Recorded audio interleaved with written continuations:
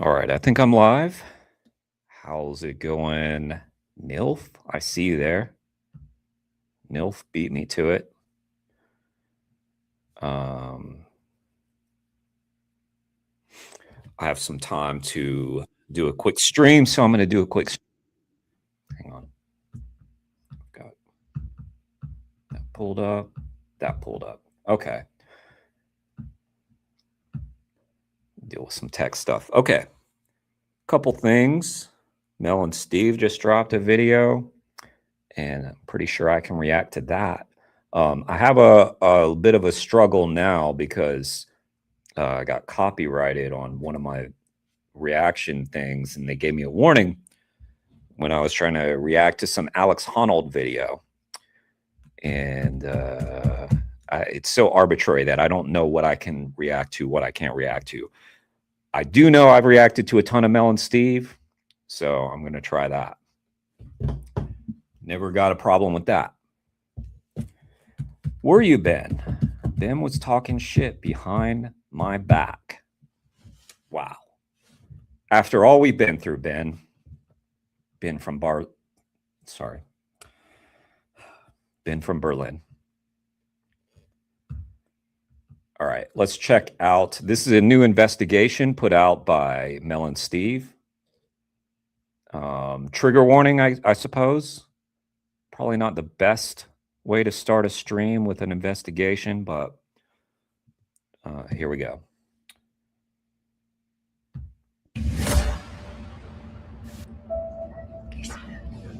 JK.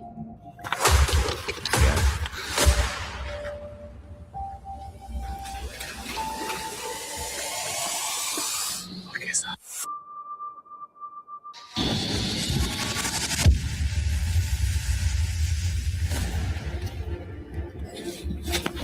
Good. Check this. We're safe. We entered a dairy farm in the middle of the night to see what really happens here when no one is watching. Oh no. We were talking about inconsistent channels on YouTube, and you dropped my name. Inconsistent. Wow. Man. It's been pretty consistently gaming lately, gotta say. This is what's inconsistent, me doing this. It's risky to do these. It is.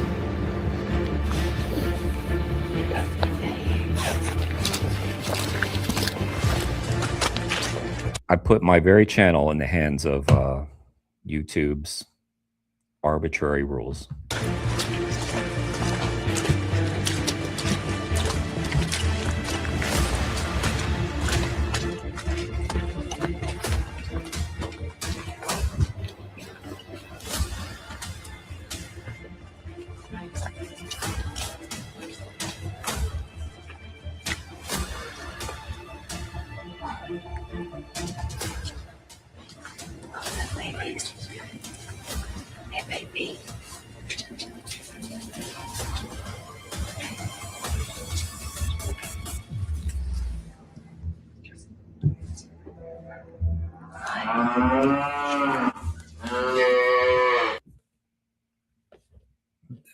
Before we get into the content of the video, just for starters, production quality through the roof.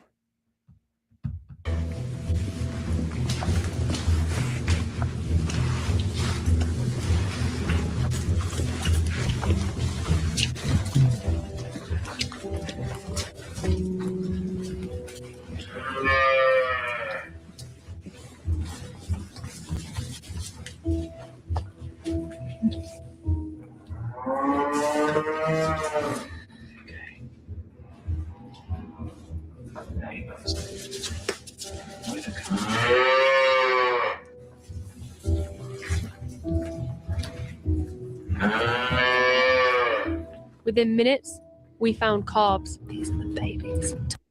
What is up, Michael? Hello from Switzerland. Sexy Jeremy from PETA. Sexy Jeremy from PETA. Oh, you're with PETA? Are you with PETA, Michael? I'm not with PETA, but I do support PETA. What's up, Jeffrey? Nice to see you. Neil, how you guys doing? What's up, Chris Bryant? Someone mentioned you the other day. Had mentioned how we should do an interview, and I was like, yeah, I had already mentioned that to Chris, and then we never followed up on that. We should do that. We should do an interview. Chris, how you been lately? Let me make sure I'm so everybody is on. By the way, everybody's on the horizontal view. There's also, if you're on your phone, you can do that too. Yeah, we should do it. I think we follow each other on social media, right? So we can contact each other there. Tiny babies locked alone in isolation pens at the edge of the farm. This one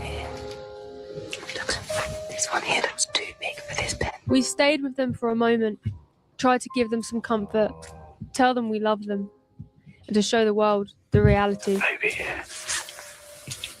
She's been taken away from her mom.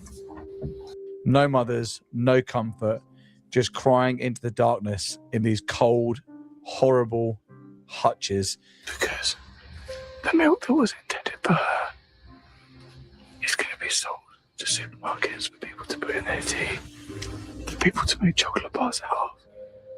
Imagine if you, as a human mother, had your child kidnapped from you. There was nothing you could do about it. Then when she's deemed unprofitable because her milk production's declined, they'll stab her to death too. It's the innocent fears of all. Back when I used to buy organic milk because I thought I was doing the right thing, buying Organic Valley milk, and they had the little cartoon on the carton of the happy cows in the fields, and then they showed a photo of the family that I was nearby, the family that harvested the milk. Oh, it was so wholesome. Oh, Organic Valley, bless you, Organic Valley. What they should do is put photos of the hutches and the baby calves in the cold, alone, away from the mother. They should put pictures of the slaughterhouse. Remember how when cigarettes had to put, like, did it happen? There was talk one time of cigarettes had to put like images of like cancerous lungs. They at least have to put that warning, you know? They should have to put warnings on the milk products. Extreme cruelty was involved in this product, and also it'll give you breast cancer and prostate cancer, and 70% of you can't consume me anyway because you're lactose intolerant, but you do it anyway because it's in everything. They should put that on the label. That'd be nice. Maybe we can send the industry this video. And this is what we do to them. The milk was for her. It's okay. Look how nervous she what's is. up, Just Mel? look how beautiful she is. Some of these calves looked way too big for the pens they were in. She definitely was too big to be in that. Mel and Steve are here. Guys, thank you for doing this great work. Mel and Steve, they're both here. That's awesome. They have to do that in the UK for cigarettes. The pictures are, oh, they do it in the UK. Wow. There was talk about that in America. I think maybe they did it for a little while and then they stopped. But they do have the label that says that smoking can cause cancer. We need to defend these beautiful animals with everything we have. Then we heard a noise.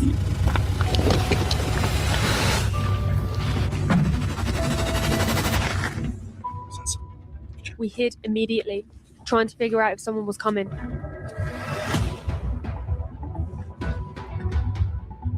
Is our good buddy there?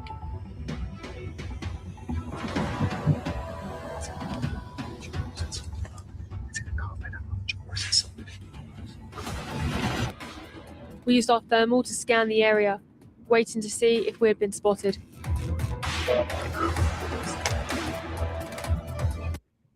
Mel and Steve, you guys are ready to make movies if you wanted to. You just make a video like this, but make it movie length. It's the production value is very good.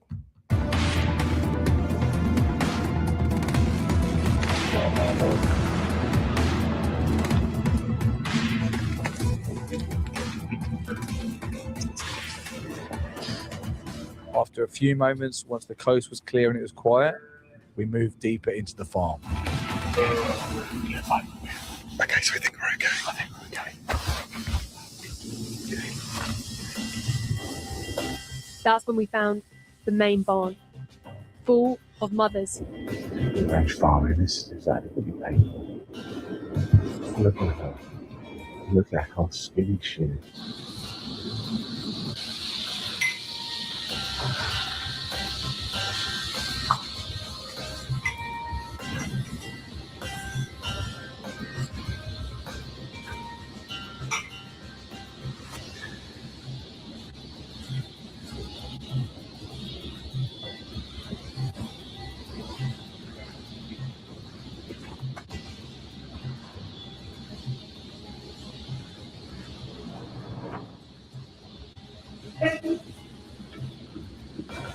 This main barn was full of mothers.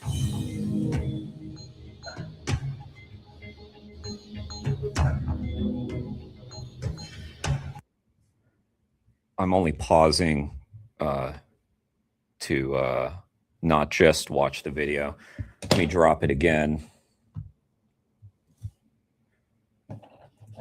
Make sure, even though we're reacting to it, we got Mel and Steve here, even though we're reacting to it, make sure the actual video gets your view, your watch time, and your like and your comment, so that it reaches more people.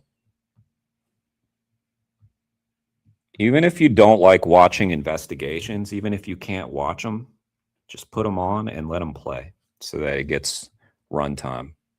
Sometimes I'm not in the mood. Say an investigation comes out, not in the mood to see the worst of the worst, and so I'll just play it and let it run. Sometimes you just got to do that. Give it a like and write a comment for the algorithm help.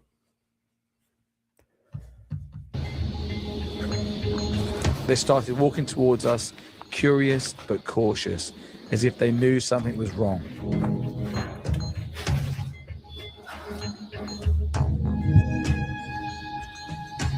Look at her. She's given up hope. It's not what I did. Mel says, spent hours editing this one. So appreciate your comment on production a lot. Yeah, it's fantastic. It's really good. It's really good. The music and everything. You guys are, again with the UK, making us all look like amateurs over here in the States. Chris Bryant's doing that too. It's important for vegans to watch this stuff because it's motivating. I agree. But some people just really can't, and I get it. Yeah.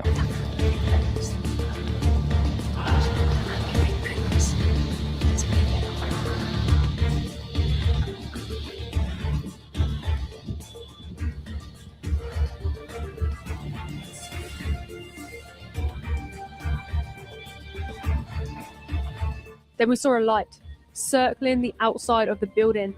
We didn't know if it was a person, a vehicle, or if we'd been seen, so we hid again and waited for the all clear.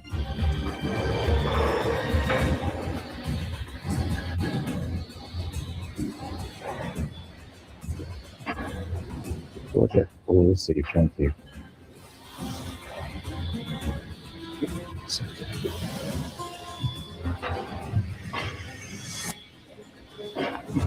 We're going to head back out.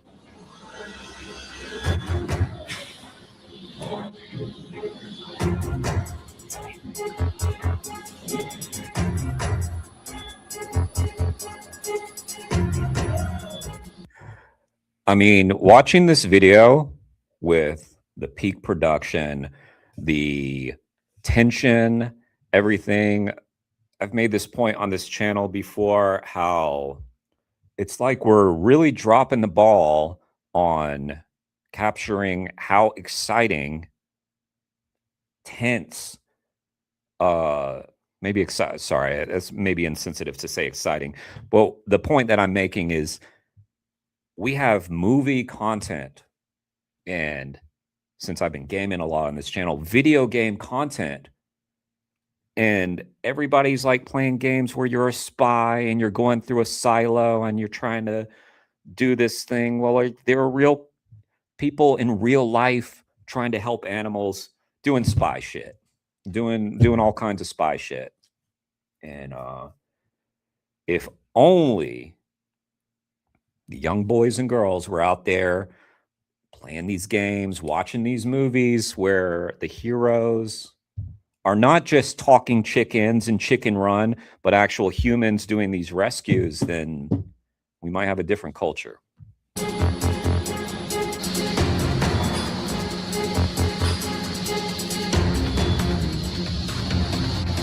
guess that's not the truth.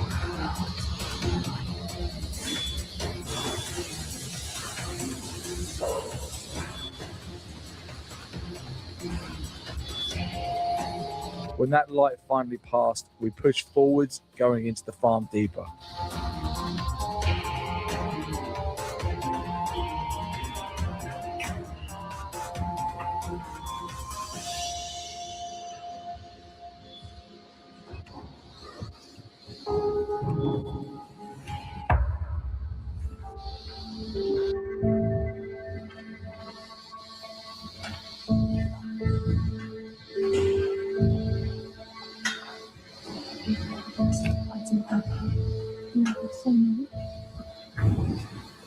Never gonna stop.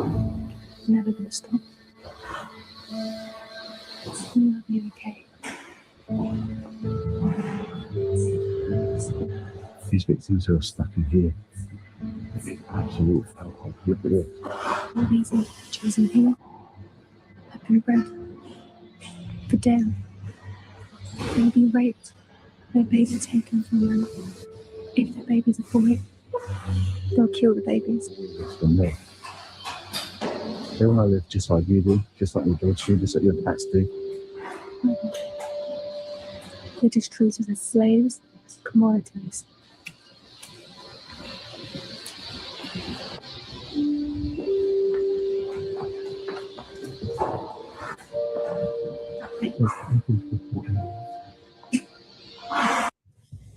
Not to mention, dairy is just really disgusting as a product.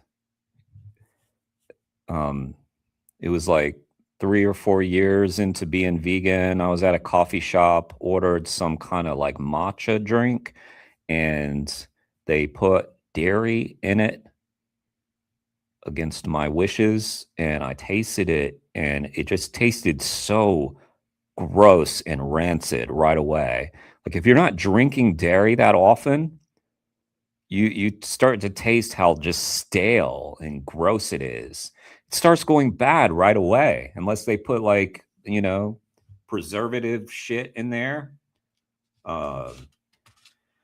This video is not too graphic, at least not yet, but I mean, you can see video of the mastitis on the udders of cows, where there's all this blood and pus on the udders that's getting in the milk. And then there's a certain level of the somatic cells that are allowed in the milk, meaning pus. That's a certain amount of pus allowed in the dairy milk. And yeah, you could just get oat milk.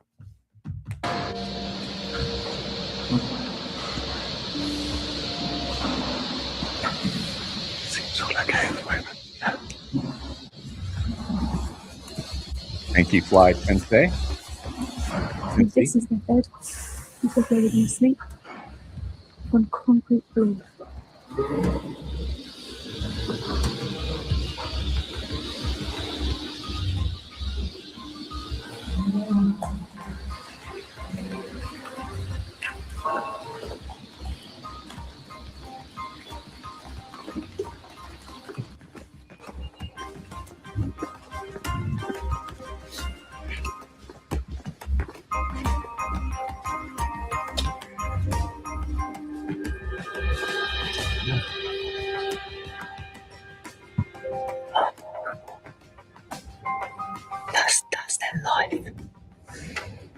Look at the This is their whole existence. Next thing, we found the birthing pens. On approach of these birthing pens, we looked over from the top and we could see that some mothers had already given birth to their babies. Over there, babies have just been born. Yeah. I see the mother on the cabin floor over there. She okay?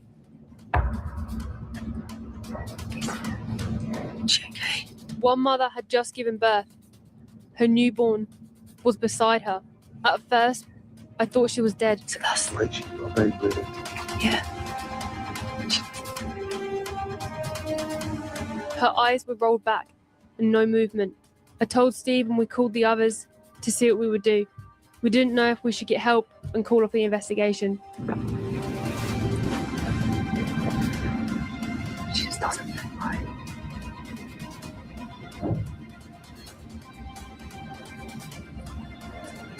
She doesn't look like that. She looks like she's not here. I couldn't see if she was breathing from the distance I was at. I really wasn't sure what was going on. Her eyes like rolled back and her baby's moving. Her eyes are still back. I told Steve what I could see and I was concerned. As I went over to speak to the other investigators to see what to do, That was the birthing area there. Those are little babies literally just been born. There's a mother there. She doesn't look right. Her eyes are the baby's next to her. Steve communicated on the comms and said she'd just woken up.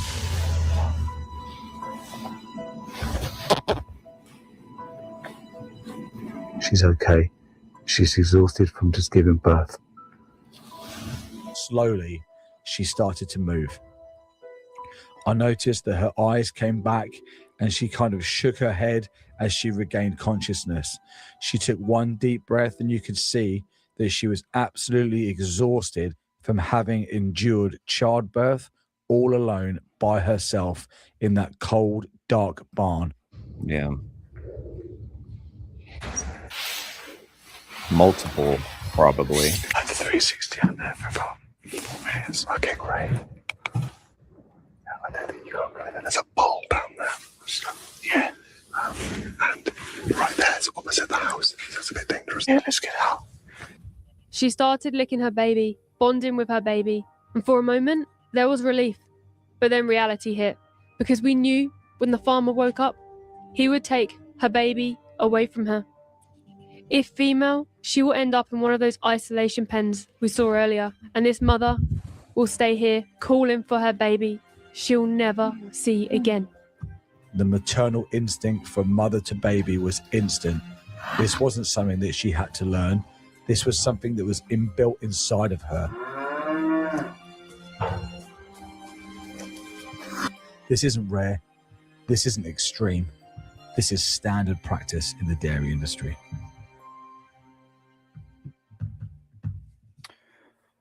Mel and Steve, thank you so much for doing the work.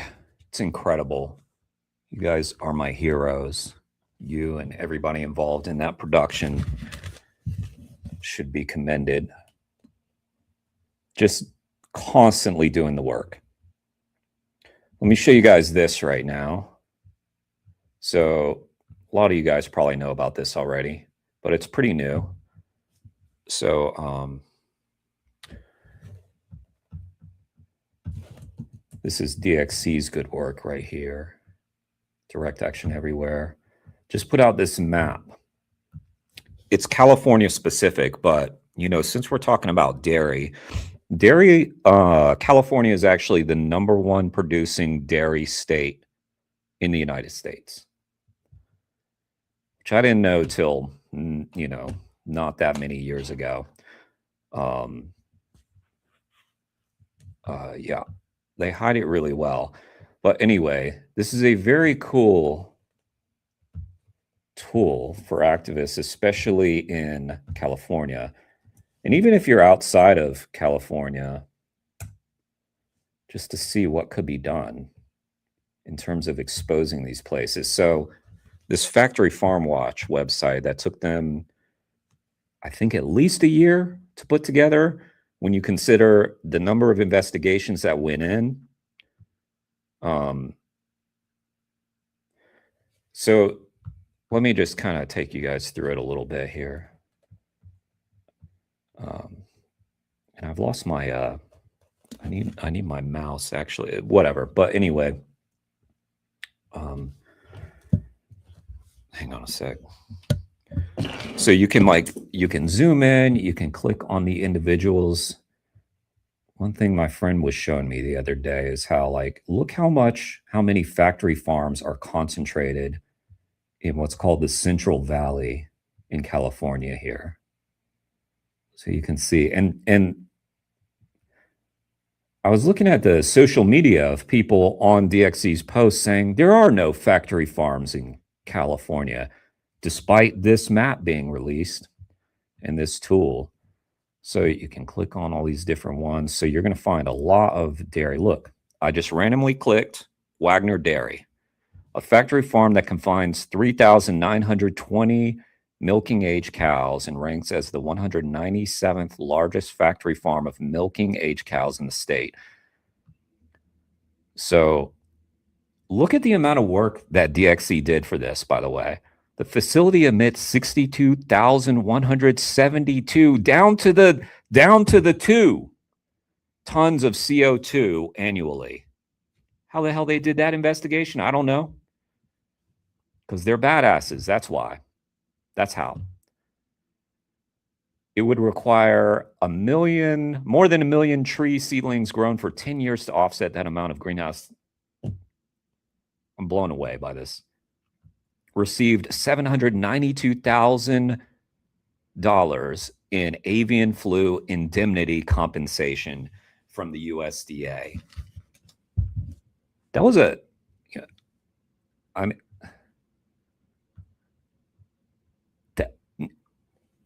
nearly $1 million for avian flu indemnification on a dairy facility, dairy cows, because we know that dairy cows are getting bird flu now. So anyway, if you're in California, you can see what a great tool this is. Now I can't scroll around because I need to get my mouse. I can't drag and scroll. Anyway, neither here nor there. It doesn't matter. But anyway, just check this out. Click this here. Let's click that. Nether Dairy. Veld something Dairy, a factory farm that confines 585,857 milking age cows, 97th largest. Look how many. Look at all that. 1.3 million in avian flu indemnity compensation from the USDA. Now, someone at DXC was just telling me that they're pretty disappointed with the media or the lack of media interest in covering this, which is annoying because the media is lazy. Reporters are just often very lazy. And here's all the work for you done by the investigators. As usual, activists doing the work the media should have been doing. Of course. But anyway, there's the tool for you can use. Media and activists. So there's this map. All the factory farms in California. Now, it would be awesome. Would probably require a lot of funding for DXC or whoever will want to do it. DXC focuses a lot of their attention on California, which makes sense because they're based there. And if California was a country, they'd be like one of the largest economies in the world, like the 5th largest. So there's a lot of money here, a lot of business, and a lot of dairy, and a lot of factory farms. And you'll notice where most of them are located, right in there. Another cool tool about this, look at this.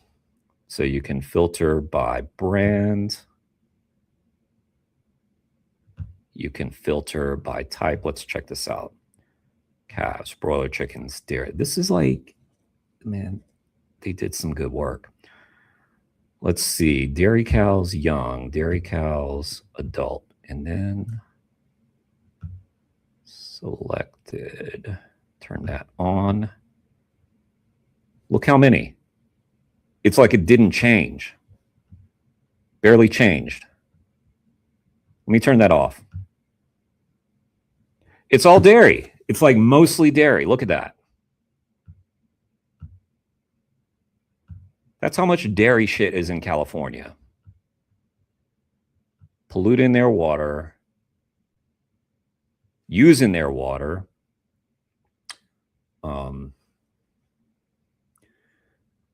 Over in that region where the Colorado River is, the Colorado River, which supplies water to all those states, is getting drained by the fucking dairy industry. So anyway, you can filter by number of animals. Anyway, very cool, handy device for activists, journalists, whoever-ists.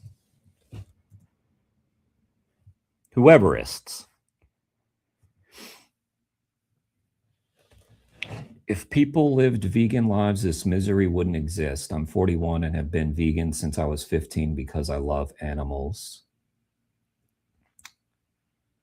It's a long time. It's a long time. And I'm sure it's just only gotten easier as time goes on, as we get more and more nice products and everything. It's so easy to be vegan. So easy. I get really tired of people like talking about how hard it is in their like personal lives or whatever about being vegan. It's not hard. And the animals have it 80,000 times worse. But anyway, so that's pretty cool. So go shower DXC with love, you know, because this is a lot of work that they put in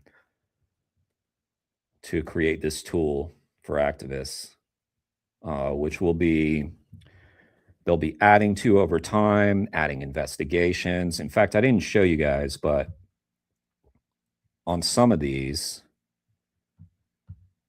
they actually have linked investigations that they've done. Let me see if I can find one. Here, I know how to do it. Let's see. Let's not have that. Let's filter by Petaluma Poultry, since we know they've investigated. Petaluma Poultry. Turn that on. There's Petaluma, which, oh, they're in these, they're there too, all over the place. Anyway, so if you click on that, there's a link to their investigation. So I imagine as DXC decides to investigate more and more of these places, you'll start to see more links, or as other activists do. It'd be really cool to have this everywhere in the world, but it required a lot of manpower, woman power, people power to put this together. So DXC is not a massive group of people, actually, even though they have chapters all over the world. They could use the resources. All right, so there's that. Very cool. Check it out. Be cool to see that in other places. All right, let's do some channel that I know I can react to also. One of my faves. Archive of Animal Liberation Films on the net.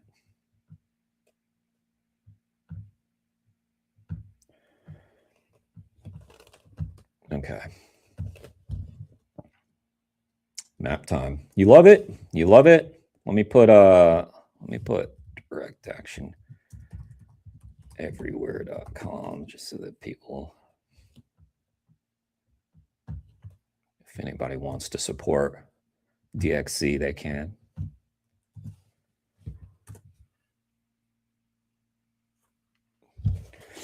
Good work, DXC. That's amazing.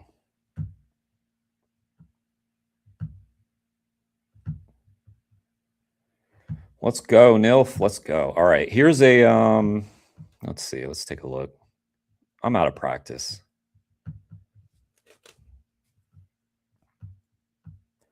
Documentary about the fur industry with Mark Glover from the Lynx campaign in an anti-fur rally at Trafalgar Square. Let's check it out.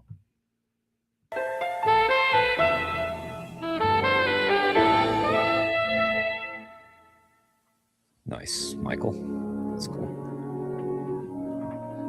Yes. I love dramatic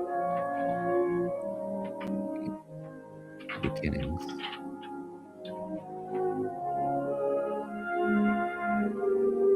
Let's hope I don't get copyrighted.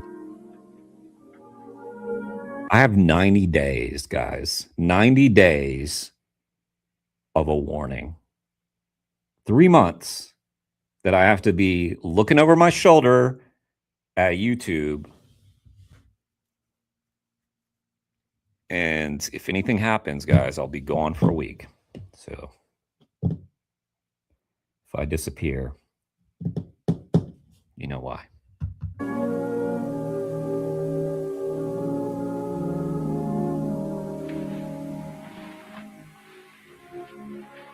You're gorgeous. It took me 30 odd years to get this fur coat. It was well worth waiting for. Posh. Yes, it is posh.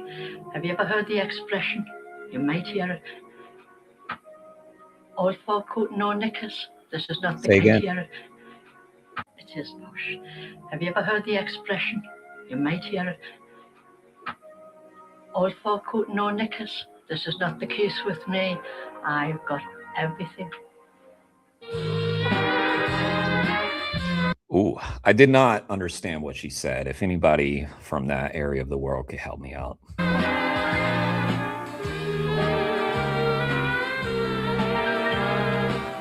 Wow.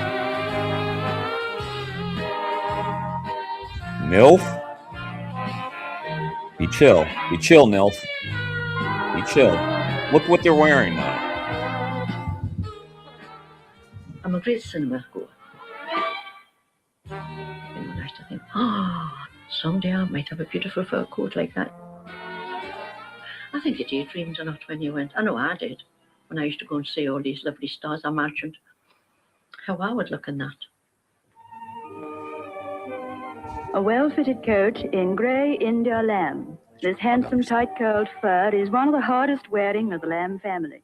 Not so long ago, almost every woman dreamt of owning a fur coat. A swagger coat of South American skunk, which is a far cry from the skunk stole of Grandmama. They are, NILF. Imagine wearing skunk. Skunk. Probably stink. You probably stink for wearing skunk. Maybe the skunk actually makes them smell better. I don't. Blame it on the movies. In the 50s, actresses like Sandra Dawn, We star hear about skunk as much. of The Devil Doll and Eyes That Kill, were swathed in the stuff. Has anybody ever reproached you for wearing a fur? No, because I don't wear that many outside. I had a lovely That's doing too much. That's doing too much. coat that I had with a big lynx collar on. This is like.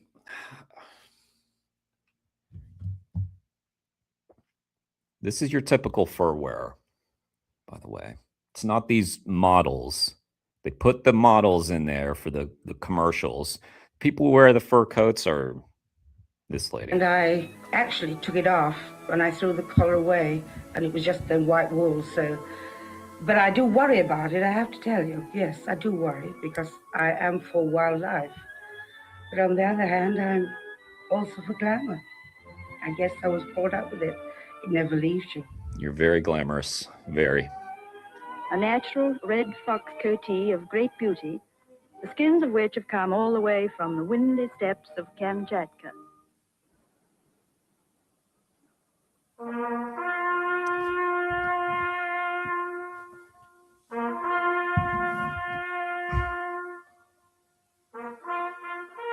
Desires and fashions change. At the end of last year, the anti-fur group Lynx held a rally in Trafalgar Square. Hundreds of unwanted furs were consigned to butcher's barrels. Eventually, they will be burned. Lynx has the power of persuasion. Oh, The new Lynx poster has a picture of a lady in a fur coat Yes, I find it very. with just rich bitch, Yeah, poor bitch. yeah. I find a little vulgar in a way. I mean, I don't think you have to be vulgar. well, maybe you shouldn't wear vulgarity then. How about that, About rich woman? uh, uh, a slogan of any kind. I didn't like that. I thought it was not very nice. Who thought to bring out your dead? Well, in fact, our supporters did and the public did, because all we were doing with the tour and with today's events was responding to a demand that we detected from the public who got fur coats. They'd inherited them or they bought them without realising the cruelty that went into them. And when they found out, they were horrified and embarrassed. And they certainly didn't want to wear them anymore. And they didn't know what to do with them. So they asked us to take them off their hands.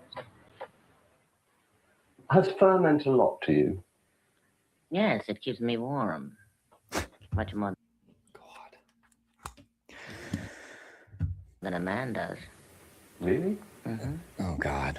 People used to find this glamorous. Warm. Has fur meant a lot to you? Yes, it keeps me warm. Much more than a man does. Really? Mm-hmm. You guys come and go. The fur is always there. That's sad. Well, it's so edgy, Eartha Kitt. So edgy. Wow, what an answer. Oh, man. That was such a feminist kind of answer.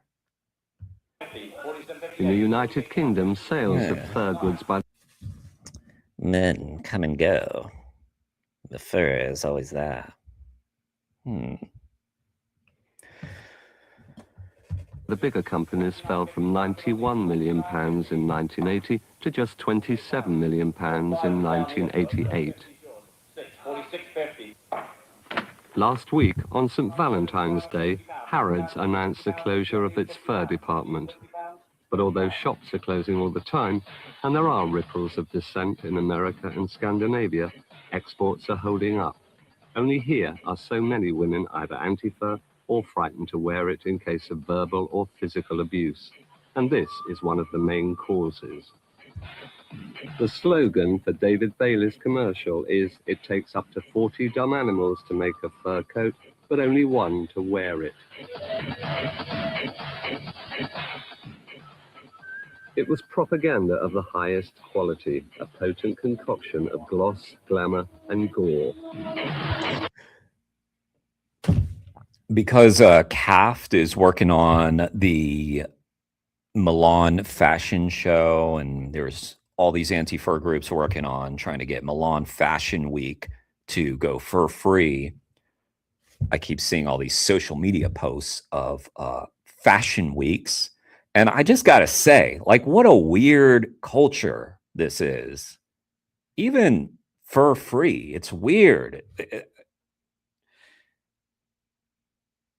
Everybody looks wooden and soulless, and I can't get on board with it. I can't understand like how you would get into that in your life. Much less for animal fur. Like, oh, let's hide the fact that we're not creative by stealing from animals and putting that around a woman's shoulders.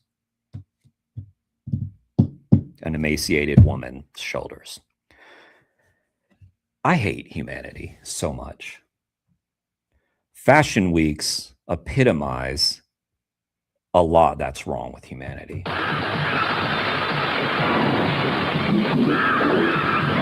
Awesome. We need more ads like that. More of that, please. I need these at least another inch longer, so 43. Most farriers in Britain today are reluctant to show their faces, but the owners of this Regent's Park workshop and salon decided to come out. Customers were invited to a party and a political broadcast. 20 years ago... I know, Nilf. I know. I'm often like, what was that real? Was that... I was in a vegan restaurant one time. This lady walked in wearing what really looked like a fur coat into a vegan establishment, and I didn't know what to do because I didn't know if it was real or not. Someone had this suggestion for situations like this, whether it's real or not, saying, "Oh, thank you for wearing fake fur. It sucks how they skin those animals alive, huh?" And then if they're wearing real fur, they'll be like, a little suggestion. My profession was considered perfectly respectable by most people. In fact, it was the third biggest earner of foreign currency in the United Kingdom. Now, because of the intimidation carried out by a small group of people, some past customers are frightened to wear fur. Good. It should be clearly understood that all the furs we use are ranched for that purpose, not culled indiscriminately from wildlife stock. We do feel it is vital for the survival of the fur trade to ensure that there is no importation of endangered species. I think morality standards are down to individuals. There must be freedom of choice. In the early days, it was suggested that we might agree to compromise with the fur industry by giving up the campaign if they agreed to ban the use of wild furs. But there's just no way we could agree to that, because fur breeding is, in our book, every bit as bad as fur trapping. When you look at the conditions in these wretched fur factory units that these animals have to suffer, it breaks your heart, and there's simply no way we could ever reach that point of compromise, I'm afraid. First of all, we're not compromising, period. End the fur trade. There's no compromise. There is nothing to discuss. We've heard that Harrods is actively considering withdrawing from the fur trade. They just need some more persuasion, some more letters, some more postcards. But one thing that's been made clear, if there are any kind of extreme actions, this is going to make them rethink their decision, because they won't give in to terrorism. So I'd actually would like to make an appeal in line with Link's policy for everyone to cease any extreme actions, because it's just going to hold back the day when we can have a fur-free Britain.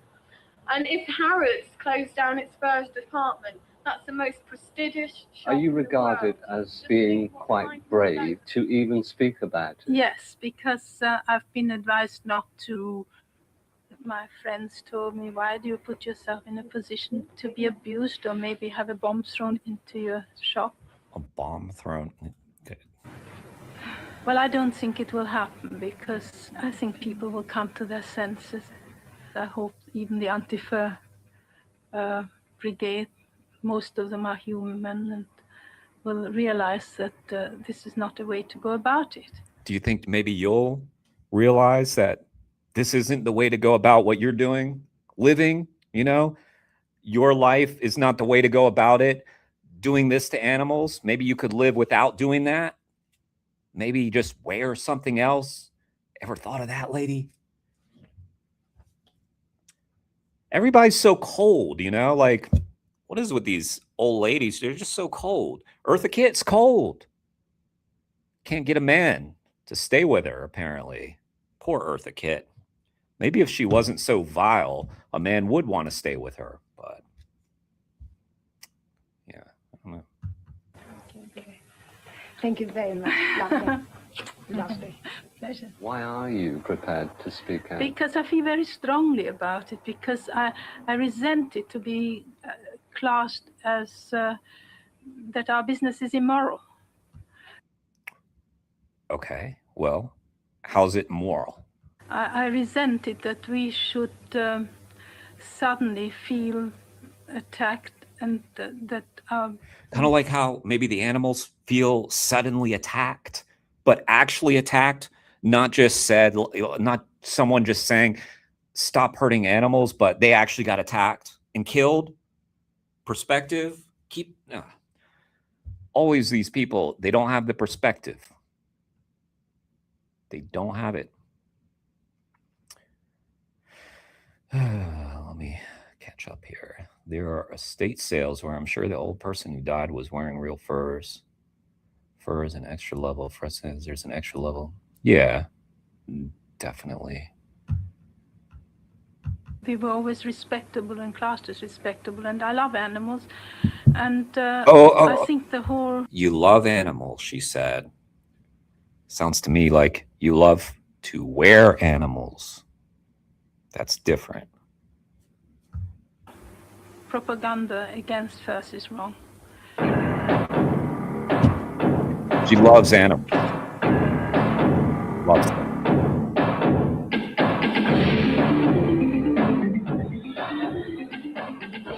Whatever happened to this group Lynx? Does anybody know?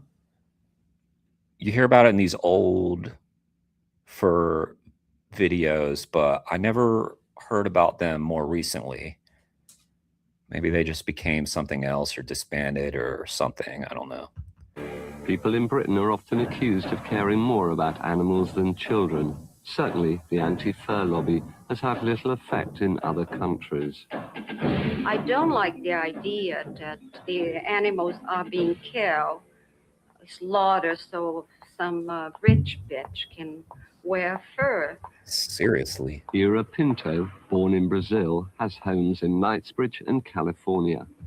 She loves fur and has collected about £45,000 worth of it. This is a natural Canadian French mink. I don't know how many skins or how many animals would take it to do this particular one. But it's beautiful, it's all natural, and it's perfect skin. Mm-hmm. The silver fox, that's a Yves Saint Laurent.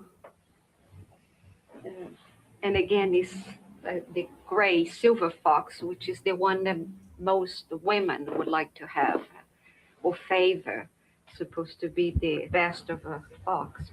And the last one, it's my favorite somehow. It's probably a little bit of emotion. The lynx, it's the bad one to be shown now, with the lynx being given the name to be the anti-fur group. I was separated and I was having, of course, marital problems. Sorry, I wasn't listening to her. What did she say? Well, I missed it. Sorry, I'm sure it was something super important. A little bit of emotion of a fox. And the last one, it's my favorite, supposed to be the best of a fox. A silver fox. Look at her.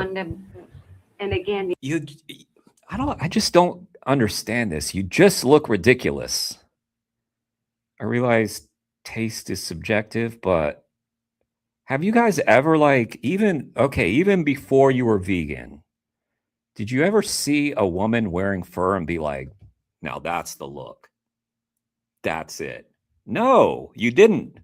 I'll answer that for you. You didn't, because they all look ridiculous. The gray silver fox, which is the one that most women would like to have or favor, supposed to be the best of a fox.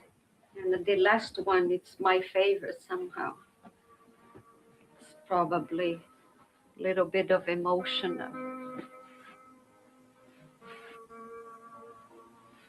The lynx, it's the bad one to be shown now, with the lynx being given the name to be the anti-fur group.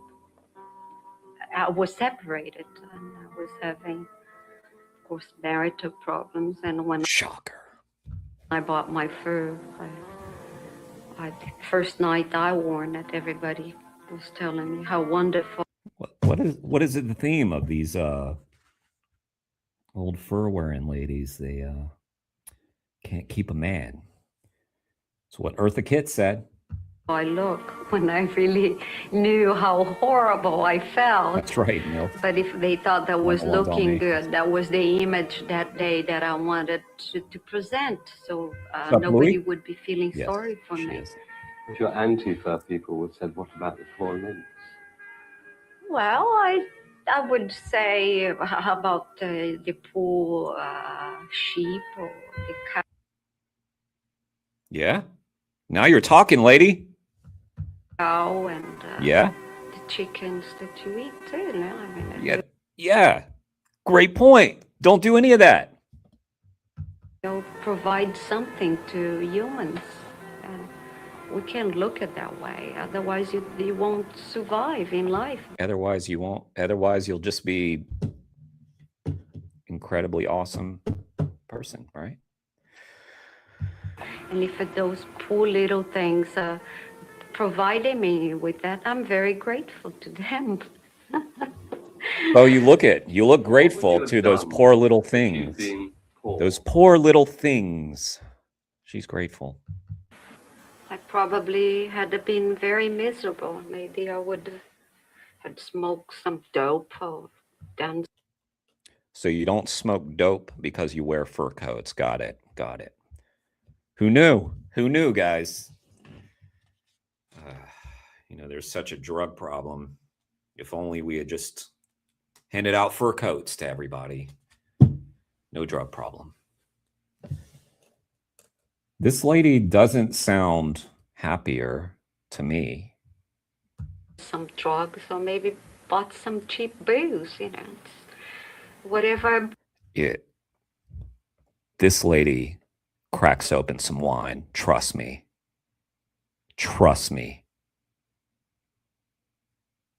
I don't know if it's cheap wine. Cheap, yeah. Fulfills your pain. And fortunately, I was able to buy this beautiful coat. I'll give you 61. You don't make it before Newcastle. You're on. Before Bradford. I just think we had the best of the era. It's a glamour time that will never come back. Being under contract, you had to... Look at her. Oh, my God. All right, I'm going to try to be civil. Civil, not nice, civil. Yeah. I didn't say I was going to be nice. But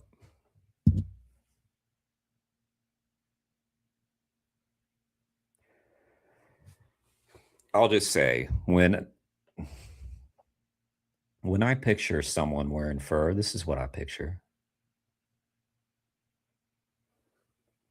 This is what I picture. Do what they said. Go to premieres, do this. And you'd say, well, you know, what do we wear? They say, oh, don't worry about that, darling. Just...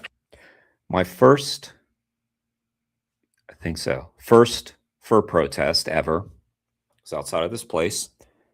Lady looked very similar to this lady, walked past our protest into the store and like flaunted it. Thought she was being real cute and special. And she had walked by us on the way out. And she honestly didn't look like that experience was all that pleasant for her. She did seem kind of embarrassed despite the fact that she went in there to do that. She looked like her. Come into the office, you know, there were all the clothes and furs. I've never seen such furs in my life, all over the place. And some were sort of pink and blue. They dyed things. And minks, I remember picking on mink because I saw it in a Hollywood film once. And I dragged it along and put it over my shoulder. And that was real Hollywood glamour in London. Did any men ever try to woo you with furs? Oh, I've been wooed with furs, darling, many times. I've had furs in my life, all over the place. And some furs. Let me hear this. I wasn't. Being under I keep not listening because it's hard to not just focus on how ridiculous they look. You had to do what they said, go to Okay. premiere. I just think we had the best of the era. Okay. It's a glamour time that will never come back. Good. Being under contract, you had to do what they said, go to premieres, do this. And you'd say, well, you know, what do we wear? They say, oh, don't worry about that, darling. Just come into the office, you know. There were all the clothes and furs. I've never seen such furs in my life, all over the place. And some were sort of pink and blue. They dyed things. And minks, I remember picking up mink because I saw it in a Hollywood film once. And I dragged it. How much wine did she drink before this conversation? Long and put it over my shoulder. That was real Hollywood glamour in London. That's why I rewound, because I heard the line, that was real Hollywood glamour in London, which to me didn't make any sense. I get what she's saying, but Hollywood glamour, whatever. I'm glad I rewound though, because that story was wow. I think we've all grown.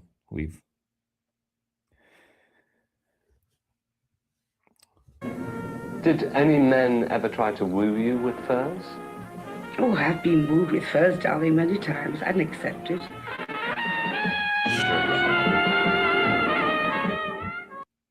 Sure you have. Coincidentally, that was always my my little shtick for going into fur places, was the chump boyfriend who can't get laid and thinks that a fur coat's going to do it. She'll it's such a good ruse, like, because they want to help you out. They see you as pathetic, like you're ready to give up your money because you can't get any. I'm trying to be polite here. You can't get any. So they're like, oh, let's help out this poor, pathetic piece of shit.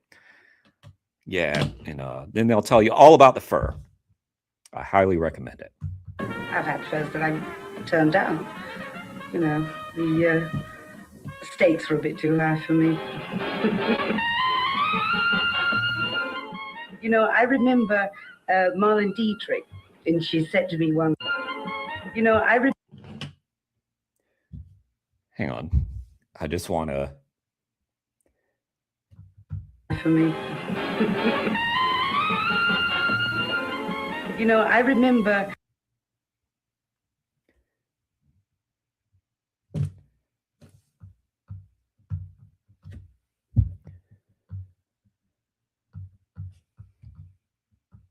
Just looks like they're fucking while they're dancing. Does it not? It looks like. Marlene Dietrich. You know, I remember Marlene Dietrich, and she said to me once, if you're ever dancing with a woman and she's doing that on the dance floor, you're doing something right. Keep doing it. You're yes. Darling, if you're going to be a tart, If you're on the dance floor and a woman's doing that, you don't need to buy her a fur coat. Trust me. You're fine. Tart. But darling, if you're going to be a tart, be a good tart. But if you're going to be glamorous, always wear white fox.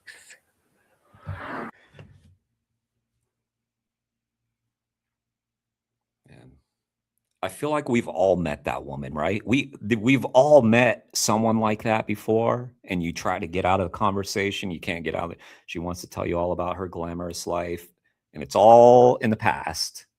It's all gone. It's all gone. But hey, she still feels it. White fox has never been very common among the folk who worked in shipbuilding and coal mining in Newcastle upon Tyne. Come on, no lasses. But a girl can dream. Cormac Court. One who did now lives in sheltered accommodation near the factory where she made rope.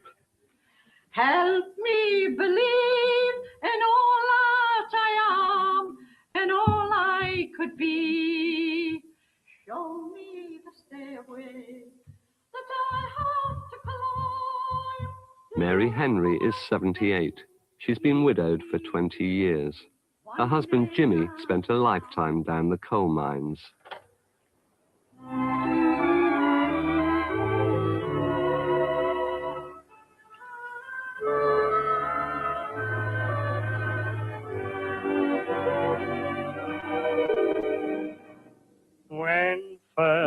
I saw the love light in your eye.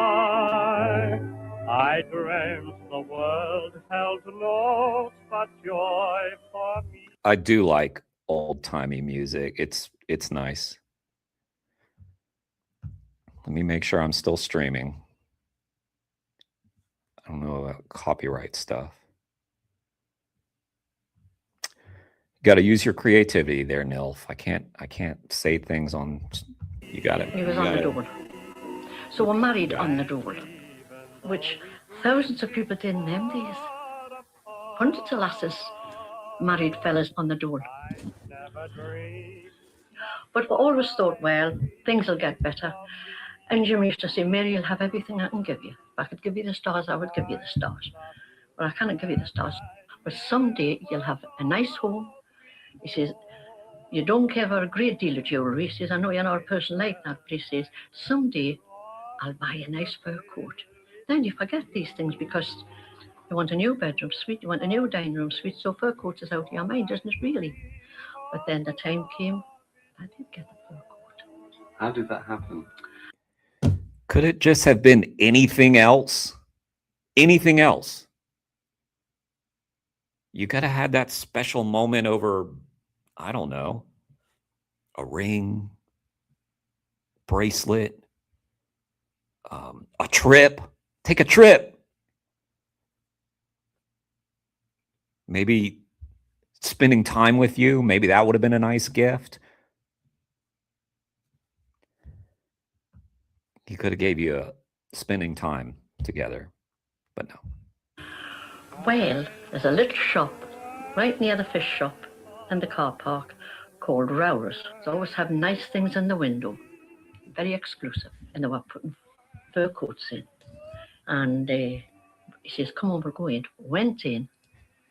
The way these women are talking about it, it's like they are fucking 6-year-olds watching a Disney movie, and it's all just so like, I'm in a fairy tale. Grow up. Take responsibility. Like, you're not, they really are childlike. So who said that earlier? Maybe Nilf? They are like very childlike. They're talking about their lives like they're watching Disney.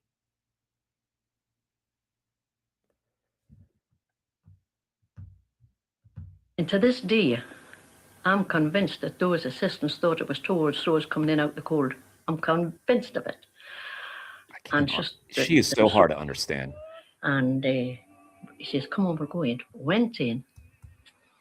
And to this day, I'm convinced that those assistants thought it was towards those coming in out the cold. I'm convinced I'm lost. I heard 3 words of that. And just the assistant said, you know, what would I like? And my husband says, I'd like to see a fur coat for my wife. Heard that. And then he put this wash on. And I said, oh, Jimmy, I love this. This is beautiful. He says, well, that's yours. And the assistant, oh, Jimmy, I love this. Changed altogether. It was this madam. And, oh, yes, I would love that. That's the kind of coat I would like if I bought a fur coat. Like, are you just, you sound so spoiled. Like, I gotta have it. I need this. I need this inanimate object to fulfill my life. My life is empty without this fur coat. Oh, man. She talks about that the way I might talk about my PlayStation 5, guys. My PlayStation 5 gives me a lot of joy, meaning.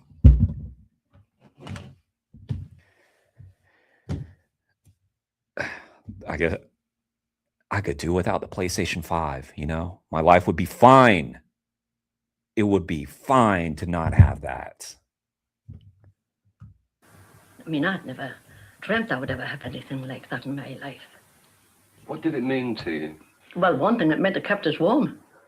That's one thing it did mean. Another cold old lady. She's freezing to death without the fur. Freezing to death. They had a real cold problem there. And it was dressy. I mean, I didn't feel as if I had been lifted up socially on society, so to say. I didn't have that, well, it's not an uplifting socially, I didn't feel like that. But I really felt as if, well, I've achieved something.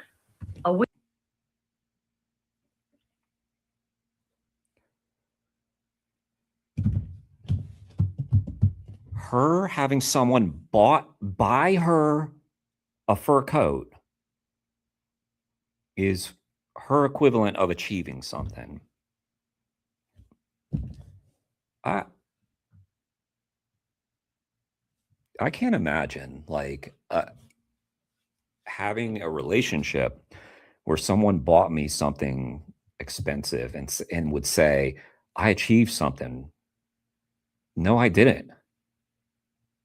First of all, like the person who bought the thing, well, they did the work, obviously. It was their money. I don't even know why I'm breaking this down. It's not like this is all that deep, but still, I guess I have to provide some kind of commentary for this to be a stream, right? I don't know. We've achieved something, Jimmy and I. I've got Just had a moment of like, what am I doing? And I think there must be hundreds and hundreds of women feel the same. You grabbed whatever you could. You weren't anyone unless you went to a premiere with a fur on. Nobody at all. What about today? Well, I wouldn't ever wear a seal. I don't think minks are that important. I mean, they are. Somebody's going to say wild, but they're bred for this. But wildlife, yes. I admire Brigitte Bardot for doing what she does for the seals and things. I had a wonderful coat with a big seal collar. And about 5 years ago, I gave it to Oxfam, and I thought, well, you know, somebody might keep them warm through the winter. I couldn't wear it again. I wouldn't be seen dead in one of them. That poor thing was seen dead on me. Of course, she likes Brigitte Bardot and what she did because she was another. Wasn't she like a starlet? She just passed, right? She just passed away. Because I know Paul Watson was talking about her. They were friends. Paul Watson and Brigitte Bardot were friends, and she did a lot for animals. But I'm not really all that familiar. Actress, probably. I don't know. But do you I should know actually feel happy to wear mink? Or yes, anything? Why not? Why not? It's lovely. It's cunning. Nothing feels more glamorous than when you're going out and you sling something over you, and it's. They did. It's Brett. Fox, They did. Why not? I've got it. You know, my husband paid for it. I'll never throw this away because it's part of my youth. I fear that there will always be a sector of youth. I'll never throw this away because it's part of my youth. Just clinging to the youth. That's what it is. I fear that there will always be a sector of society that would continue to wear their fur coats and knowing about the cruelty that's gone into them. And then that's a problem we have to tackle through legislation, appealing to governments to change laws and ban the imports and even the sale of fur coats. Oh boy. Here we go again.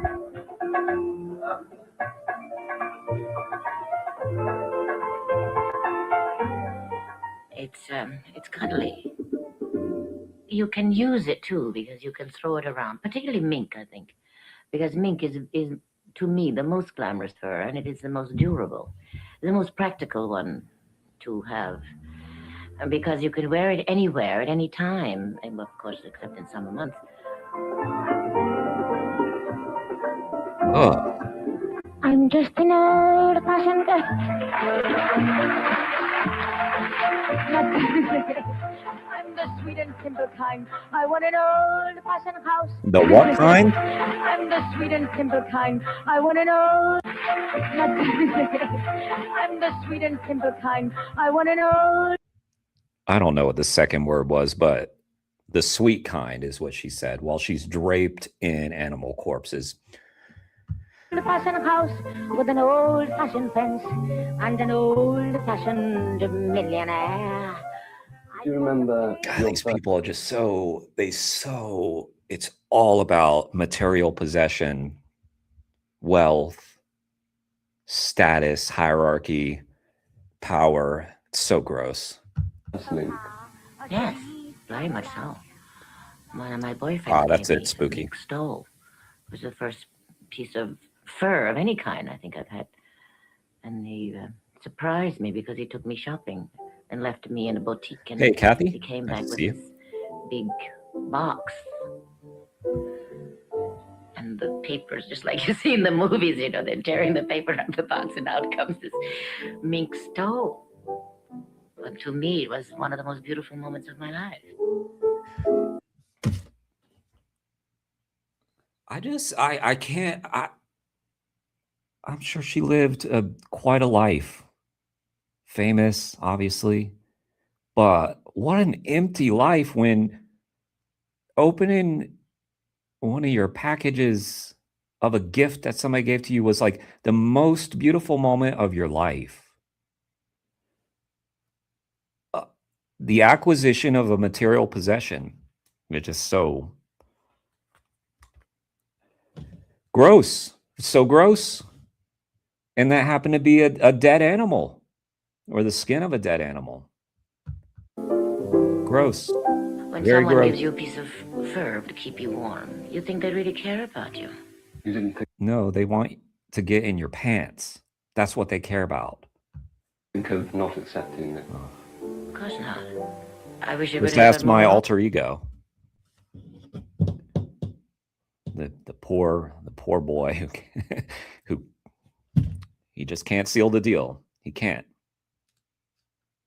And damn, all those fur coats seems just too expensive. Is there any way that we could finance it? Is there, pay in installments? Do you have anything cheaper? Cheap fur? often. Doesn't happen as much today, I think, as it did in the olden days. But man, if I go for the cheap stuff, I won't get it. Show me your expensive shit. Tell me all about it.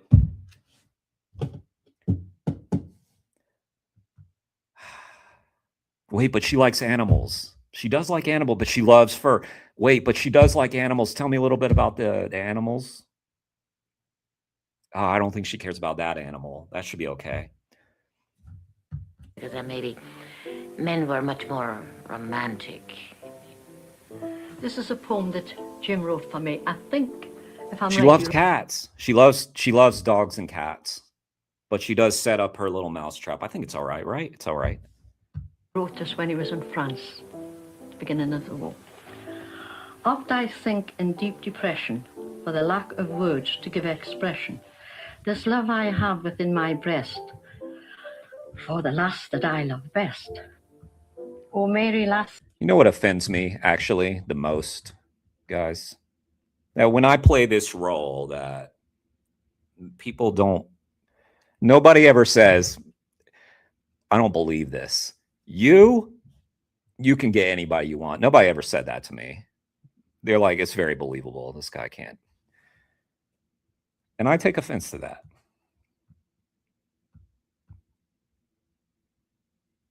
Yeah, Spooky, interrupt us. But the green moon. Yeah. What up, Jason? Nice to see you. Yeah. Right, Louis? Right? Oh. No, you can interrupt. I like the kinds of interruptions that Spooky does sometimes. My love for thee, if you could look inside and see the pain that racks my aching heart, the agony of love for you, sweetheart.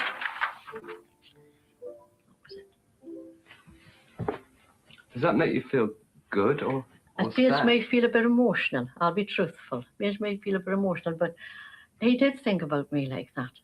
And I thought about him, but I was no poet. I discovered that when he died, I was clearing the bottom drawer out, and I found that. What means the most, the poem or the musquash? The poem.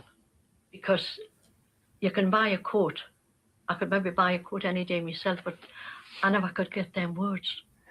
I couldn't. She gets it. She's getting it, guys. She gets it. His poem meant more than the coat because it was an expression of his love for you.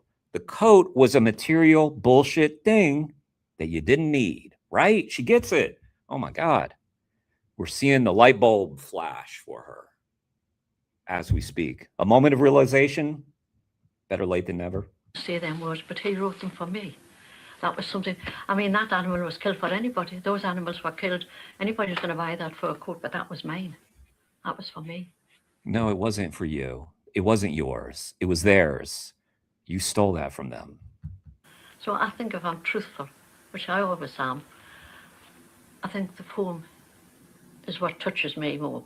I can talk about the musquash, and I'm all right, but when I talk about the poem, I get a bit emotional. There you go. You understand that? I do. It makes a lot of sense. If only you had just lived that way. Wow. Surbiton, home of author Wendy Perriam, a fur-mad woman with a fertile imagination. I slip off my long wolfskin What's up, coat, Axel? lay it on the couch, Some silky old- fur side up. I'm naked underneath. lady. It all started with my lions. I had a lion like this one when I was about 2 or 3. I hated dolls, and I always liked sort of wild beasts. And the original of this lion, poor thing, he rotted to pieces. I cried so many tears onto his ears at my boarding school that he just disintegrated. But I had these lions later on to replace them. And I have a feeling that I got into sort of fur through these lions. What? Feel the fur wooing my bare skin. Lie back on it, tickling and caressing. Oh, come I on. close my eyes. Imagine him beside me. She's getting hot and bothered. I knew it. I knew it. The way that. Let's hear that again. Feeling that I got into sort of fur through these lions. Feel the fur wooing my bare skin. Lie back on it, tickling and caressing. We're hearing her softcore pornography right now. Close my eyes. Imagine him beside me. Of course. The wolf has come. Why are they always alone? Answer me that. All these fur ladies, none of them seem to be able to keep a man. They're always alone. Not that there's anything wrong with that, but it is a pattern I'm noticing. Alive. I think that fur is very erotic. I think in wearing it, you somehow feel animal. And I think there's something about getting over your inhibitions or something when you put on a fur coat. And my own husband likes furs. He likes the idea of even women being covered in fur. He's a bit odd. But then he Yeah, prefers... he's odd. Wait, so you're not alone. So you were just, okay. Imagine if you were an animal and you were killed and you were somehow able to find out that your skin was being used for this horny, unfulfilled, sex-deprived wife. And that, well, there's her husband. Yeah, okay. Animals to people. This is a musk squash, which is really a rat. I mean, it all sounds frightfully good. Musk squash is really a musk rat. The guy interviewing her was probably like, is she getting wet? He was probably like, no, go on. Tell me more.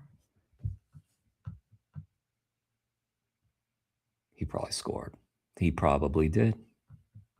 Which should probably be exterminated. This helps to eliminate the guilt, you see. The thing What? about should probably be a rat. I mean, it all sounds frightfully. This is a musk squash, which is really a rat. I mean, it all sounds frightfully good. Musk squash is really a musk rat, which should probably be exterminated. This helps to eliminate the guilt, you see. She's acknowledging the guilt. Another. Oh, I was going to end the stream before 6. I'll finish this video, but I did want to shout out my friends over at Animal Activism Collective who have a stream starting just a moment.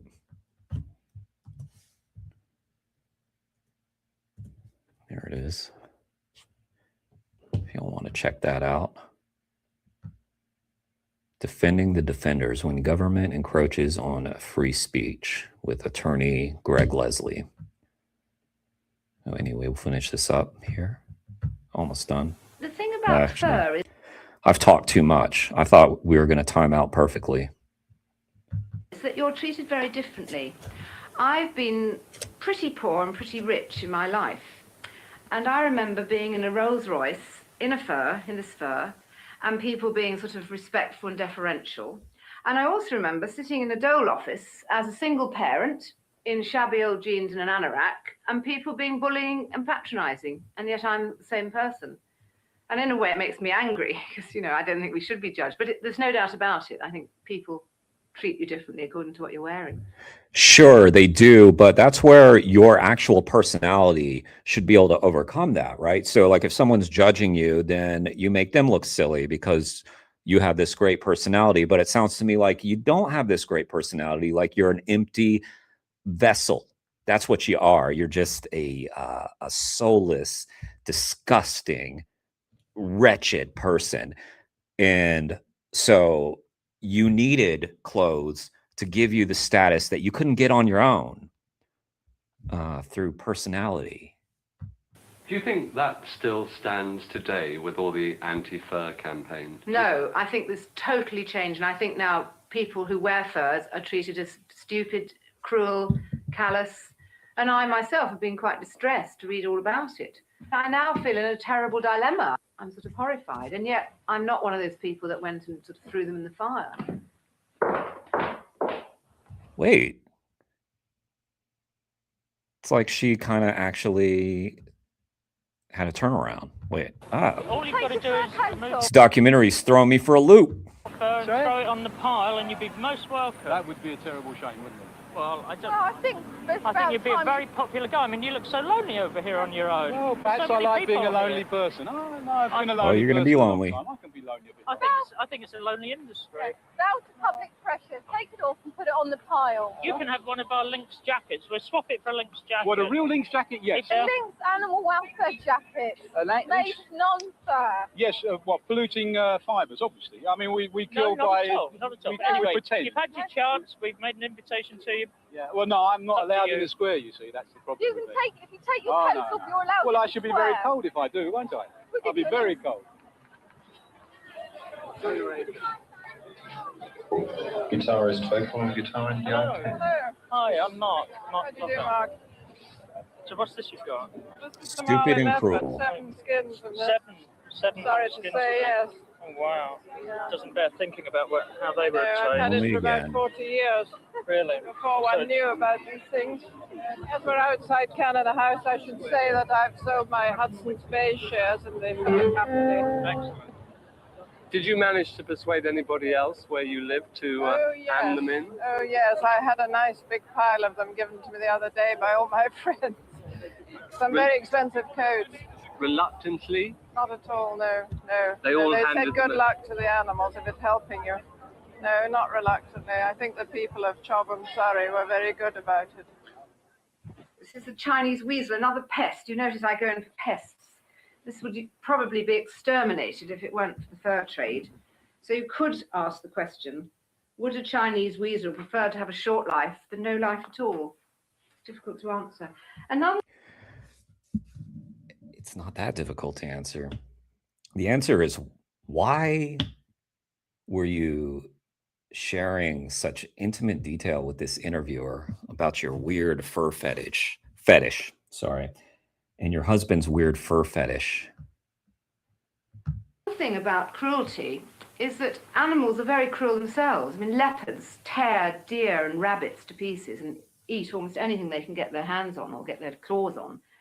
And mink eat newts and frogs. And you could say, what about the rights of frogs? I thought she had And think how many frogs one said. I thought she had a come to Jesus moment where she was regretting all the choices that she made. Apparently not. Apparently she just talked herself out of it. Saved by not having, or by having a mink coat. A lot of frogs are saved for every mink coat that's made. Getting very convoluted for me. I think it's rather a good point. I saw a woman the other day. And newts and frogs. And you could say, what about the rights of frogs? And Think how many frogs one saved by not having, or by having a mink coat. A lot of frogs are saved for every mink coat that's made. I didn't think about that. Every fur coat saves frogs. That's. I appreciate the interviewer pointing out how convoluted that is. Getting very convoluted for me. I think it's rather a good point. Such chemistry, I saw a those woman the other two. day when I was shopping in the West End in Liberties, and she was wearing this, I suppose it was a sable coat, I'm not quite sure. And I thought, I wonder if that's real. I hope it isn't. And I looked at the woman, she looked very intelligent, and I thought, well, she can't be, because she wouldn't be wearing that coat if she had really thought about it. I categorically stated to the producers of Howard's Way, which I'm going to be very much a part of in the next series and the series after, certain things Stream. that I really won't have anything to do with, and that is one of them. I mean, wearing furs. That's what it is. One of them, because they're absolutely defenseless. A Lynx survey claims that 7 out of 10 women in Britain wouldn't wear fur. I need to check both. I mean, I might be missing stuff. There's 2 streams. Sorry if that was not made clear. There's one for your phone. Usually that one does well. Today it's the opposite. Today the horizontal one is doing better. It's probably because we started with a dairy investigation that Mel and Steve did, which, you know, sometimes the investigations are hard to watch, so not everybody's going to stick around. But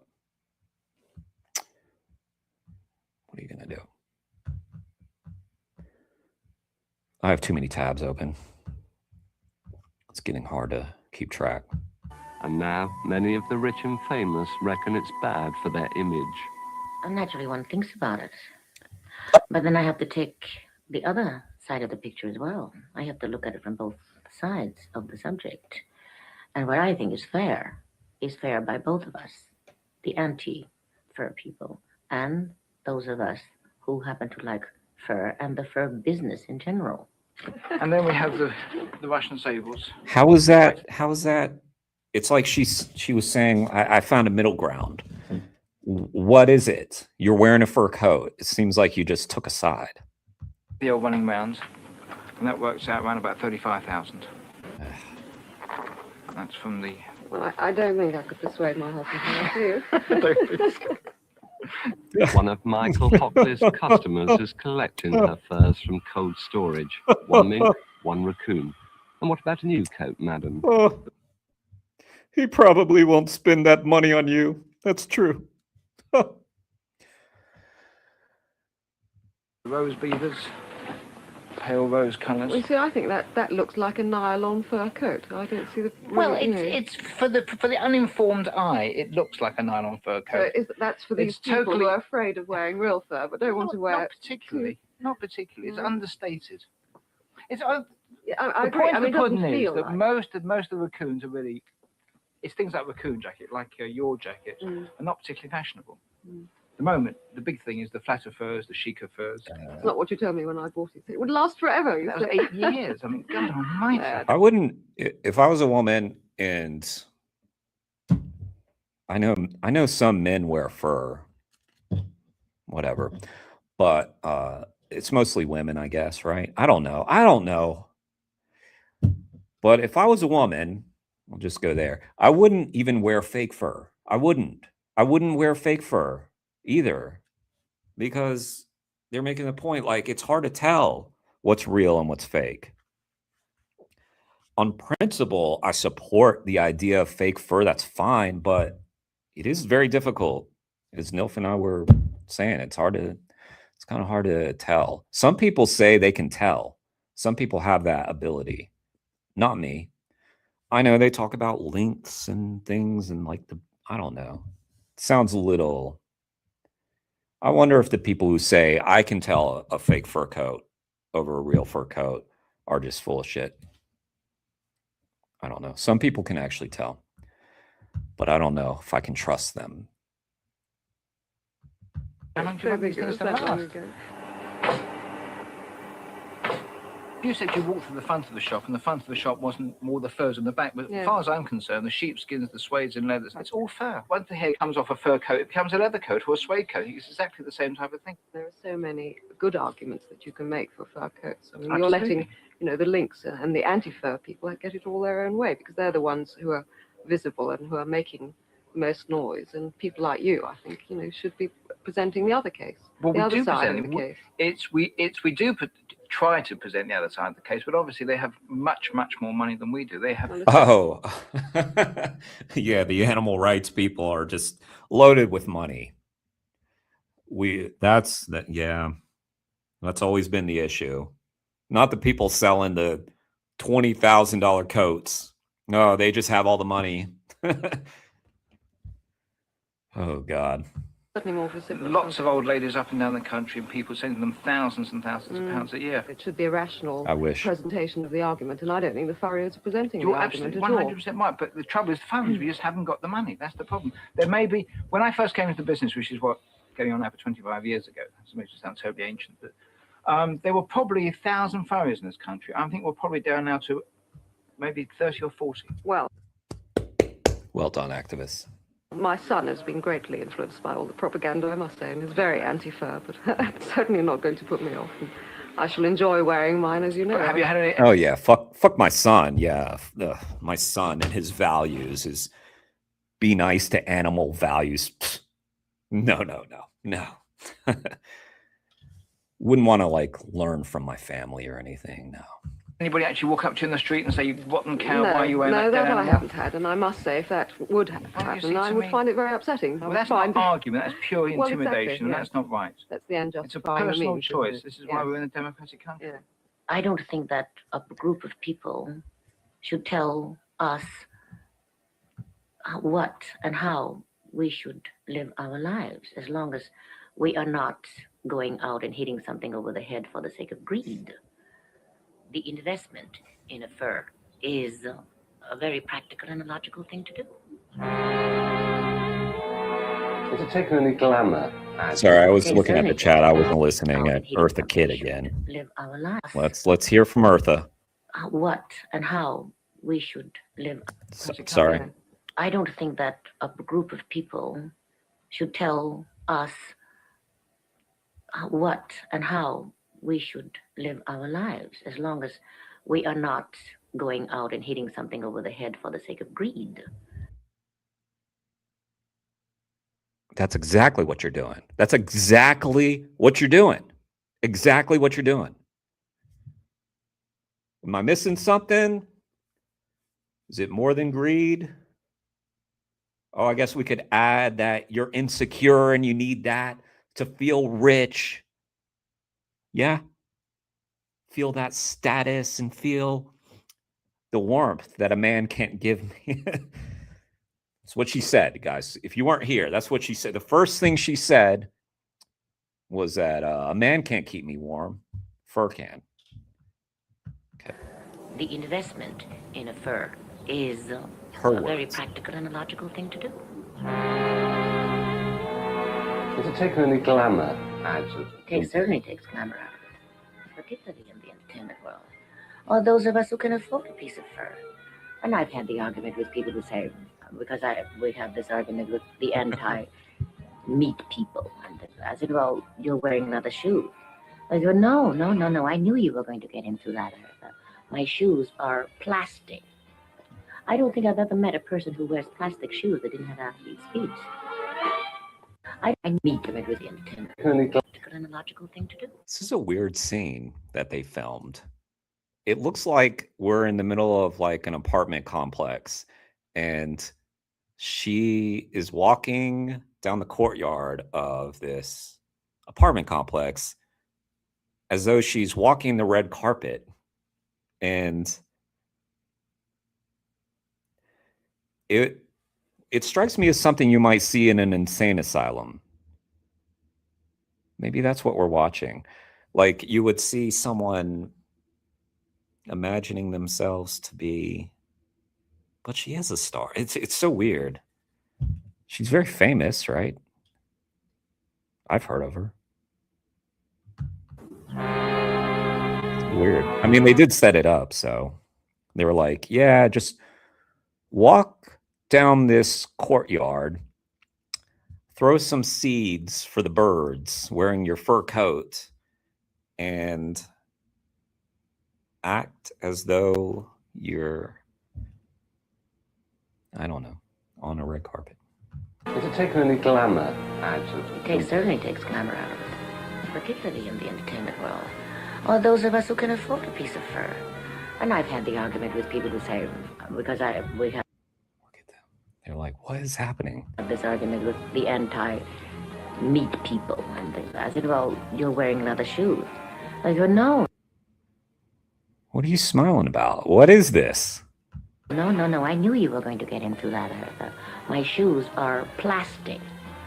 I don't think I've ever met a person who wears plastic shoes that didn't have athlete's feet. What? I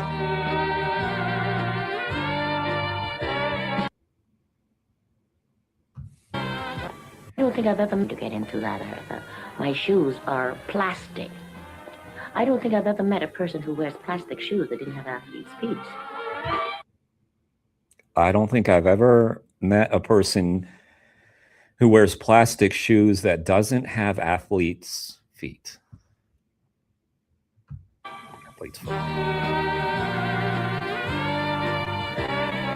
Such a weird. Marilyn Cole was once a bunny and a Playboy magazine pin-up. She was born in a 2-up, 2-down with no bathroom and worked at the Co-op. Now she's married to millionaire Victor Lowndes and lives in Belgravia.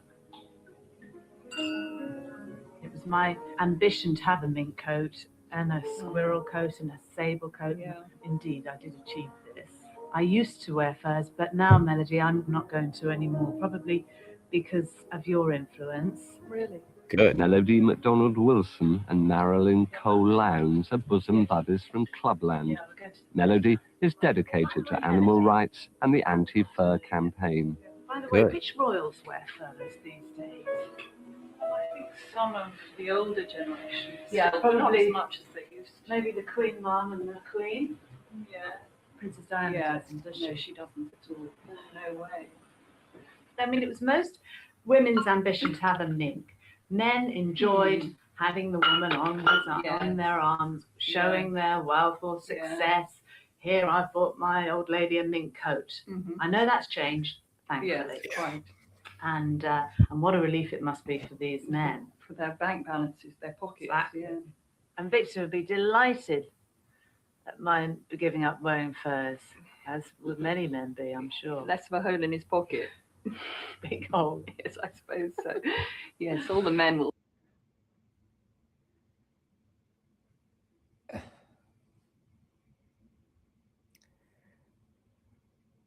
Having watched a number of these videos now, I consider myself a bit of an expert now.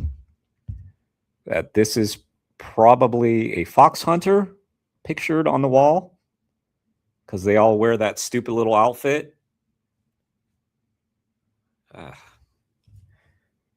Maybe some other UK people can tell me. Do they dress like that and do other things?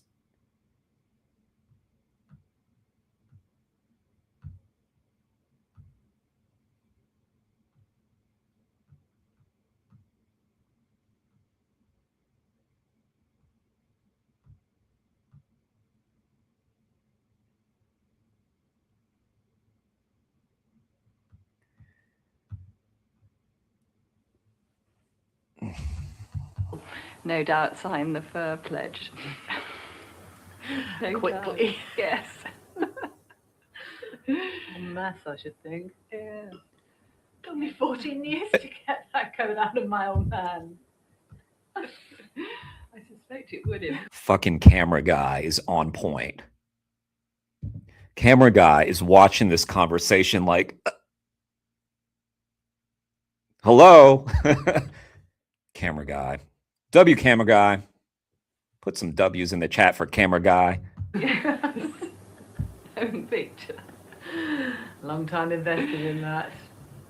I mean, I won't burn anything. I didn't burn my bra. I'm not burning my minks. And to be honest, it's sort of, there's a ring about it of, of even, I mean, past regimes like Nazis and communists burning literature and plays that they didn't want us to see. Yes, it's and a bit extreme, possibly. For me, it's too Depends for you. extreme. Bit extreme. Yeah, so I'm not going to put my link on. To her, the burning of the bras and the burning mink coats is on par with the Nazis burning books. But you're This is a deep thinker we have on our hands. I'm not going to wear it. So then, in the right direction. That's right. But then we have to think, what should we do with them? Can we sell them at auction? Well, not now, I don't think. Now. I mean, sort of Bonhams and Phillips have stopped their fur sales, I believe, with a bit of pressure. How do we make money off of these fur coats? How do we make money? What can we do, do you think? To turn well, it I would... Ideally, I'd like to turn it into money to help somebody. What, cause, a cause or an animal cause? Or could send my Valentino mink to Alaska, have an Eskimo wear it. I mean, they still have to wear their furs. Or true, find a bag. So, according to her, it's like the Eskimos have to wear their fur, but we can send them coats. We can send them clothing, and it has to be fur. People think. Think, people.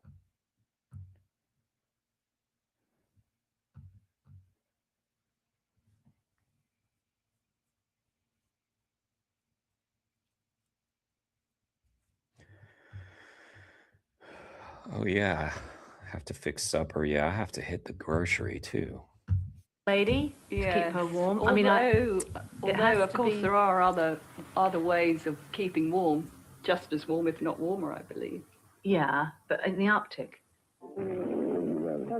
St. Moritz in the 60s, millionaire Baron Thiessen and his wife, former fashion model Fiona Campbell-Walter, were very much an item. Now they're divorced, and she's waved goodbye to that world. Baroness Thiessen stopped wearing fur 15 years ago after an appeal from the World Wildlife Fund. Nice. But she still clings to a leopard.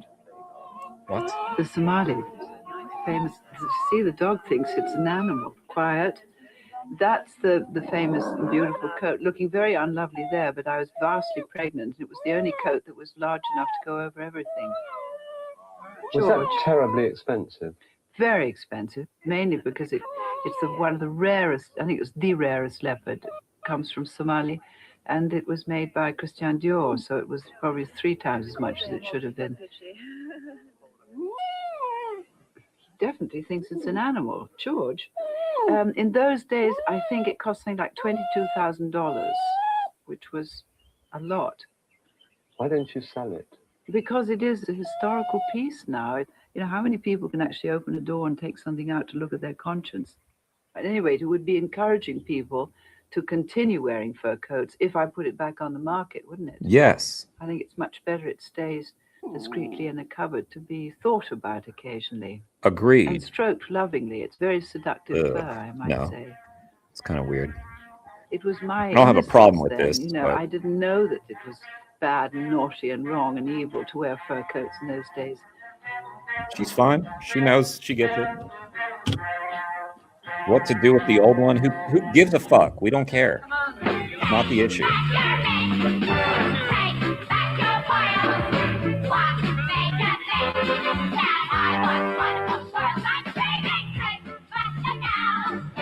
Have you ever just worn a mink coat out and nothing else? You mean like I am now? And I want you to join me in a message now to transmit around the world. This filmmaker, documentary maker,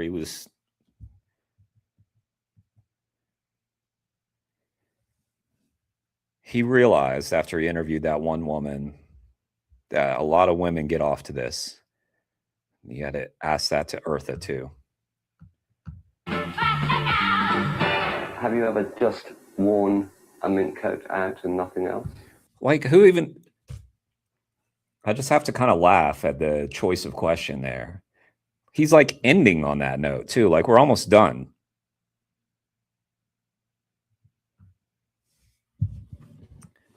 Just such a strange choice of question to ask. I mean, like I am now. And I want you to join me in a message. I think he was flexing. I think he was like, yeah, I went to bed with all these women.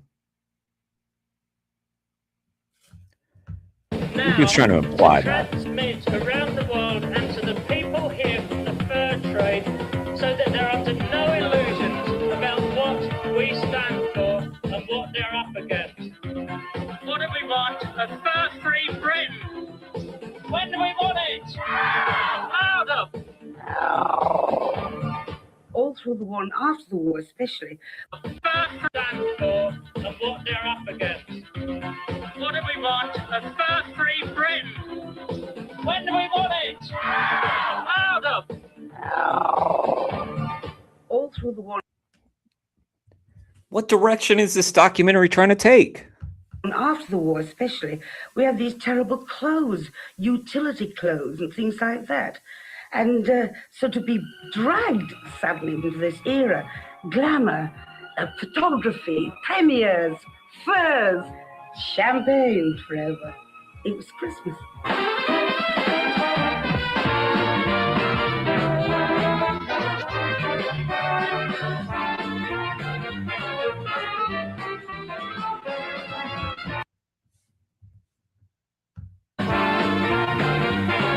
Chris and Ian, they knew what was up.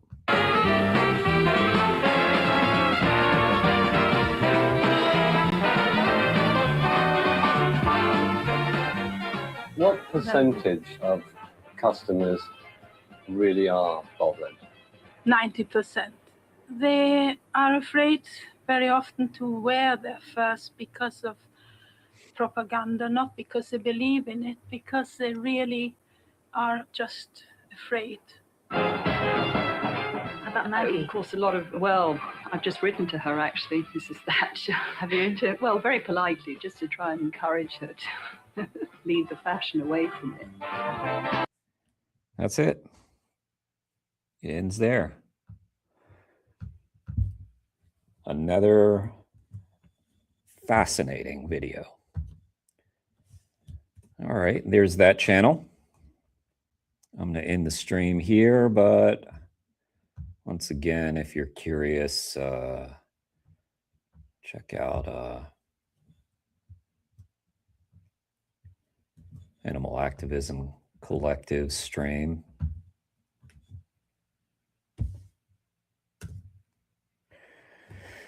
All right, thanks for hanging, guys.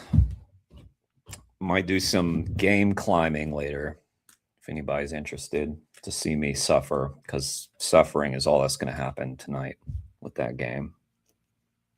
If you were here last night, you know.